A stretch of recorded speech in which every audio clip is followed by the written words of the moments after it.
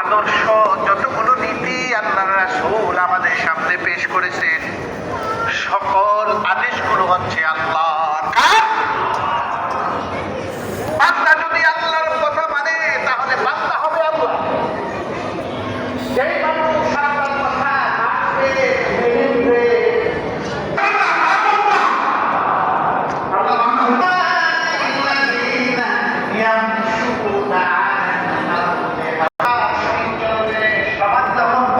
মেনে তখন তারা বসবাস করবে, নির্ঝঞ্ঝা কাজ করবে, কোনো মানুষের সাথে ঝগড়া করবে, মানুষকে মারামারি করবে না, ক্ষমতা দেখাবে না, কোনো বেঈমানের পক্ষে অবলম্বন করবে না, কোনো জালিমের পক্ষ নিয়ে কোনো মানুষের প্রতি জুলুম করবে না। এটা রহমানের বান্দার বৈশিষ্ট্য। রহমানের বান্দার বৈশিষ্ট্য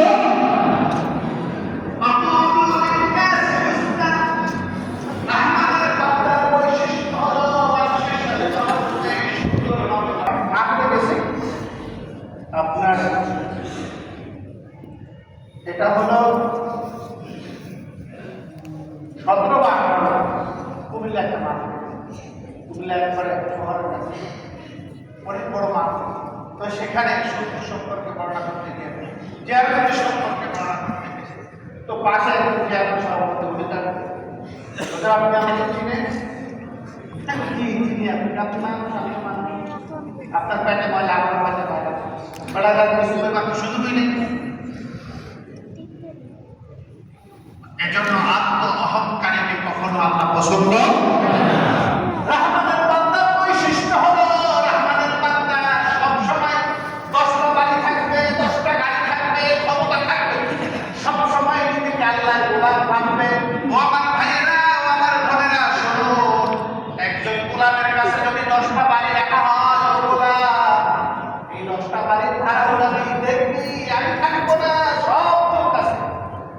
দিন শেষে যখন মালিক তার ডাক দেয়, কোনদিন তারে মালিকতা হিসাবে ডাক দেয় না, তারে কি বলে ডাক দেয়? গোলাম কি বলে ডাক দেয়? বাড়ির চাকর হিসাবে ডাক দেয়, দারোয়ান হিসাবে ডাক দেয়। রহমানের বান্দার বৈশিষ্ট্য হলো নিজেকে সবসময় আল্লাহর গোলাম ভাববে, অহংকার থাকবে না, তার ক্ষমতার দাপট থাকবে না, টাকার গরম থাকবে। সে সবসময় ভাববে আল্লাহর গোলাম, আল্লাহ আমাকে পাহাড় বানাইছে, আমাদের এই মসজিদে দান করতেন,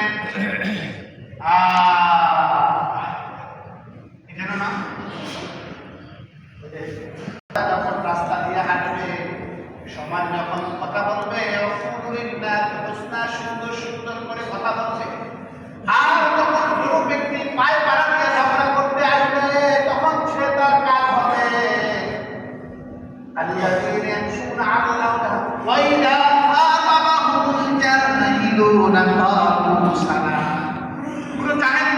রহমানের বান্দার সাথে ঝগড়া করতে আসে, রহমানের বান্দা বলবে, ভাই তুমি আল্লাহর বান্দা, আমি আল্লাহর বান্দা, আমার সাথে আমার কোনো ঝগড়া।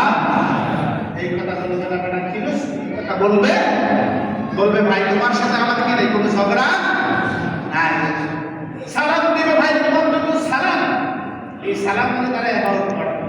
সালাম মানে হচ্ছে হাদিসের মধ্যে আসছে, তাফসীরের মধ্যে আসছে, সালাম মানে হলো একটা লোক দুজনে আপনার সাথে খারাপ ব্যবহার করেছে, ওই লোকটাকে আপনি আসসালামু আলাইকুম বলে চলে আসবেন, আর অন্তর দিয়ে তার হেদায়েতের জন্য দোয়া করবেন। এটাই হচ্ছে রহমানের বান্দার বৈশিষ্ট্য। রহমানের বান্দা নিজের জন্য কখনো দোয়া করবে না, নামাজ পড়েছে দোয়া করবে, দোয়া করার জন্য যখনই হাত তুলবে তখন বান্দা তার নিজের জন্য দোয়া করবে না।